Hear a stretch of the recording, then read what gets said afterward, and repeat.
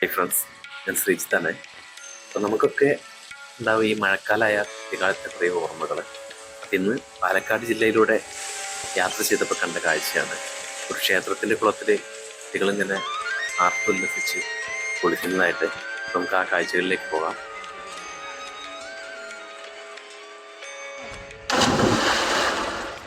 പാലക്കാട് ജില്ലയിലെ ഒപ്പം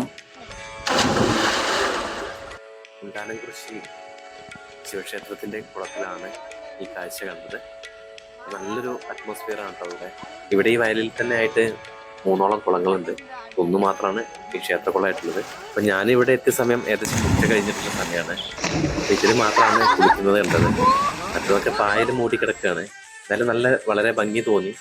പ്രകൃതിയുടെ നിലനിൽപ്പിനും സന്തുലിതാവസ്ഥയ്ക്കുമായിട്ട് ഇതുപോലുള്ള ക്ഷേത്രങ്ങളും കുളങ്ങളും സംരക്ഷിക്കപ്പെടേണ്ടത് നിർബന്ധം തന്നെയാണ്.